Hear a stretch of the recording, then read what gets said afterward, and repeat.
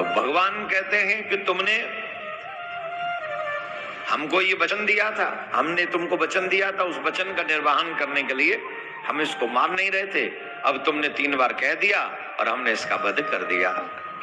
बोले कृष्ण कन्हैया लाल की जय, द्वारका नाथ की जय। भौमासुर का उद्धार कर दिया। तो जो कन्याएं वहां बंदी गृह में थी उनसे कहा जाओ तुम अपना घर के लिए प्रस्थान करो। तो उन कन्याओं ने कहा नाथ हम कहां जाएं, हमें न हमारे पिता स्वीकार करेंगे, न कोई क्षत्रिय वंश में हमसे कोई विवाह करेगा, हम कहां जाएं। भगवान बोले तो क्या चाहती हो? बोले अब तो हमारे पास एक ही ऑप्शन है, अपने प्राण त्याग दें। बोले नहीं नहीं, प्राण त्यागना ठीक नहीं, ये ऑप्शन ठीक नहीं, प्राण त्यागना ये तो अधर्म है, और हम तो धर्म की स्थापना करने के लिए आए हैं। और जब धर्म की स्थापना करने के लिए आए हैं तो प्राण त्यागना, आत्महत्या करना ये अपराध है। जितने भी युवा लोग यहाँ पर सुन रहे हैं हमारी बात को ध्यान से सुने। मनुष्य जीवन परमात्मा ने अनमोल जीवन दिया है। किसी कारण, कितना भी बड़ा कारण क्यों न हो, उसके लिए आप अपना जीवन समाप्त नहीं कर सकते। जीवन परमात्मा का, God gave you biggest gift as a human life for you.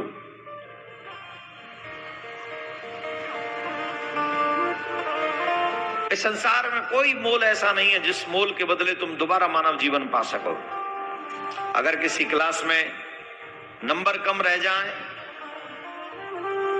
गोल न मिले, वो न बन सको जो बनना चाहते हो, तो भी कोई बहुत बड़ी बात नहीं।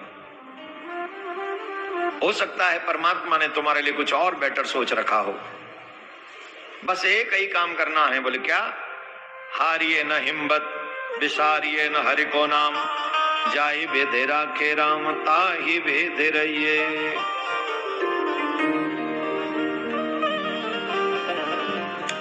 हारिए न हिम्मत, विसारिए न हरि को नाम।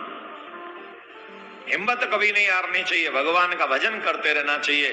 हाँ, एक और बात है, कोई गलत काम नहीं करना चाहिए। आजकल के बच्चों को इतना फ्रीडम मिल गया है, उस फ्रीडम की वजह से भी उनको एक भय मन में रहता है कि हम दुनिया को क्या मुंह दिखाएंगे, अपने माँ बाप को। आज माँ बाप की बच्चियां बाहर पढ़ रहे हैं, लेकिन बाहर जाकर वो जिस तरीके का व्यवहार है उन लोगों का, ईमानदारी से सोचिए, क्या वो अपने माँ बाप के फ्रीडम का सदुपयोग कर रहे हैं? जवाब दीजिए। यहाँ देहरादून में भी बहुत बड़े बड़े रईसों के बच्चे पढ़ने आते हैं, बहुत लाइन लगी पड़ी है रईसों की। मैं गलत तो नहीं कह रहा हूं, देहरादून में जितने लोग यहाँ बैठे हैं, सही है ना? क्या हाल है देहरादून का?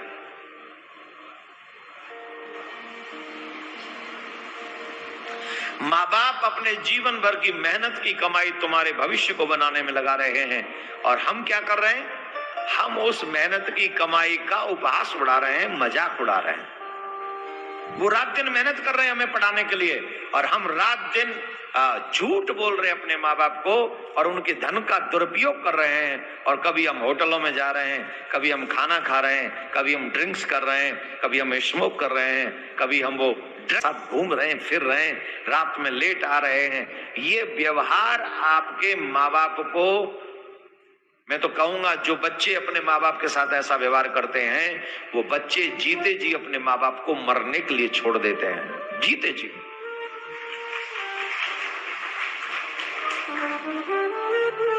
तो हमको क्या करना चाहिए? अपने गोल पे फोकस करना चाहिए। नंबर कम आ गए, नो प्रॉब्लम। तुम किसी से पीछे रह गए, नो प्रॉब्लम। इवन गोल भी अचीव न कर पाए तो भी नो प्रॉब्लम, क्योंकि तुम्हारे माँ बाप हैंडल कर लेंगे। लेकिन जब उल्टे सीधे काम करोगे, जैसे अभी कर लिया, कल परसों एक हीरोइन ने, अभी वो अपने माँ बाप का भी नाम डुबा दिया और खुद भी, मतलब आगे जाके वो बेगम साहिबा हो जाएंगी। अब कुछ दिन बाद वो काले से लिबास में नजर आएंगी और पैसे गारंटी भरेंगे, हम जे तेरा भला हो। ऐसे बच्चों से क्या आशा रखोगे कि वो माँ बाप के सम्मान को आगे बढ़ाएंगे? ना, अगर माँ बाप ये करते हैं कि तुम पढ़ो लिखो बनो समझदार बनो अपने गोल को अचीव करो, तो बच्चों को भी ये सोचना चाहिए कि मेरे कारण मैं चाहे गोल अचीव करूं या न करूं, लेकिन मेरे कारण मेरे माँ बाप को सर नहीं झुकाना पड़ेगा। ऐसी जिद अपने हर बच्चे को करनी चाहिए अपने माँ बाप के लिए। और सुनो, मिलेंगे कोई कमी नहीं है इन गुंडों की मुचमुंडों की, हर जगह मिल जाएंगे गाड़ी लेके, कोई कमी नहीं है। आपको देखना है। Again I tell you, money is gone, nothing is gone, health is gone, something is gone, character is gone, everything is gone. So maintain your character, concentration, focus on your goal, then God will help you, then God will। तो उन्होंने कहा कि हम मर जाएंगे, हम गलत रास्ते पे जाएंगे। भगवान बोले ना, ये तो अधर्म है और हमारी स्थापना, हमारा अवतार तो धर्म की रक्षा के लिए हुआ है, तो धर्म की रक्षा कैसे होगी? बोले एक काम करो, तुम और क्या चाहते हो वो बताओ। बोले हमने सुना है प्रभु, जिसे कोई स्वीकार नहीं करता उसे आप स्वीकार कर लेते हैं, क्या आप हमें स्वीकार करेंगे? तब अम्मा जी पे क्या बीत रही होगी? बोले ऑलरेडी 7 माह है, 8वीं में यहाँ हूं और इतनी लाइन लगा के कह रही है कि हमसे विवाह कर लो। आजकल की बहू होती काऊ की, और 2 छोरी और आके कहती आपके गुणों से हम बड़ी प्रसन्न हैं, हमसे ब्याह कर लो। तो संग में खड़ी वही देवी बताओ क्या कहती? नहीं, गंगा जी के घाट पे ठाड़े कहती वो, हा तुम्हारे बिना हम नहीं रहेंगे, अगर तुम नहीं मिले तो गंगा जी में धक्का मार हम गिर जाएंगी, मर जाएंगी, तुम हमसे ब्याह कर लो। तो बताओ धर्म पत्नी क्या कहेगी तुम्हारी?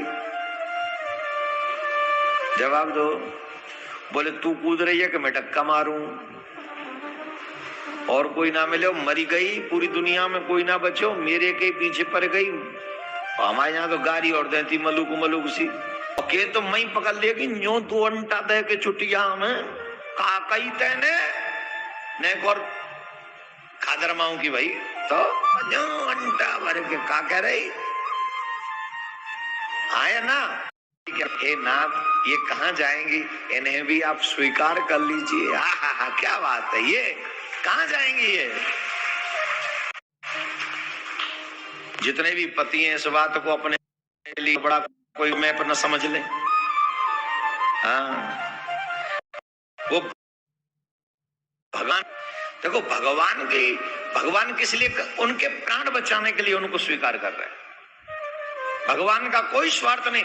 भगवान ने एक भी विवाह किसी के रूप पे मोहित होकर नहीं किया।